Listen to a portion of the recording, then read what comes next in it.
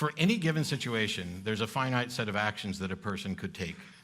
And some set of those actions are better than others with respect to whatever the goal is. If the goal is to continue, a decent life or improve the quality of your life, some set of one or more actions that you could take in this instant produces results that are better in ways that we would agree they're better. Like throwing Sam off the stage. If we were in that situation, there must be an unconscious fantasy going on here or something, eh? Because we keep returning to that. And it's fun. But one of the possible actions of this set of actions would be for me to throw him off the stage. Another possible set of action would be for me to, shield him. It is clear, and you can say that I'm just saying it's self-evident, it is clear that one of those is going to be more in Sam's best interest and perhaps even more in mine than another. That's all we're saying. We're not pretending remotely that we have the answer to every possible scenario, just that we have the foundational tool set that allows us to come up with the right answers. And we do this in opposition. Yeah, but you also think that you can do that with a set of rules. So first See, of and all, I actually don't think that's technically tenable.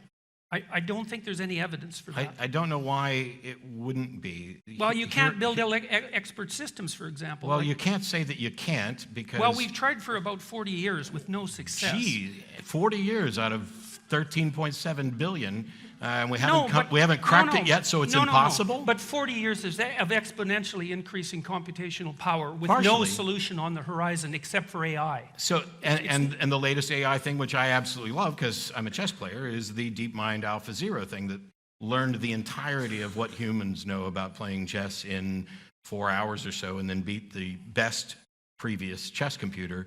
And people are saying, oh, it's the beginning of Skynet because now we have this sort of thinking. However, that method produced better results of letting it play itself with chess, giving it no opening book, giving it no history of chess, nothing. Well, that's my point. It didn't give it no rules. It gave it the rules of chess and the goal of the game.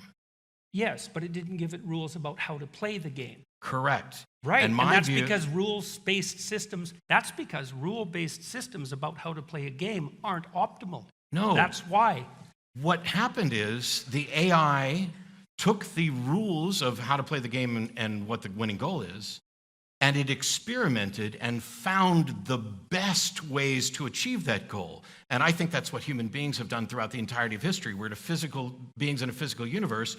We have the rules. The goal is to survive, and I would say the goal should be to thrive. Mm-hmm. And we are continually finding the best rules and the best methods. This exactly mirrors the moral system I'm talking about. The idea that there is someone on high telling the computer, don't play H4 as your first move, we threw that out because that's not the best way to find out things. Instead, we plopped the computer down just as we were plopped down in a universe when we gained consciousness and began interacting. And the computer, in the span of a few hours, discovered everything that humanity has discovered about chess. And now they are applying it to the sort of diagnostic things you were talking about. I think that is directly analogous to what the best explanations of what human beings have done. And what happens, from my perspective, is that the thinking about morality is so difficult for some that it's just easier to say, this person told me, or this God told me, or this is the case. Because having to sit down and do the sort of life inventory to figure out, hey, what's best for us? I mean, even figuring out what the goal of the game is harder for some people, and so they accept and fall into these traps of like authoritarian models of this is what your goal is.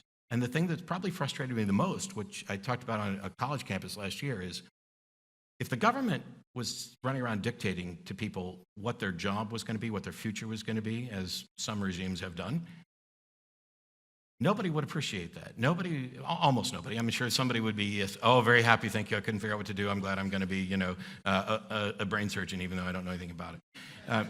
But if the government was dictating things like that, there would be revolts. There have been revolts. And yet, curiously, when people think there's a God or a divine being or some cosmic consciousness or collective consciousness that has dictated a goal for them, they celebrate it. And that contradiction has bugged me for years. Yeah, well, there's no doubt that systems of belief, let's say, including religious systems of belief, can devolve into a kind of totalitarian rigidity. I don't think you can necessarily lay that at the feet of religious belief. I mean, human systems... No, I'm laying it all at humans. Yeah, I mean, right, it's okay, so it's fine. It's a I broader just view phenomenon. humans using religion in that way. Yeah,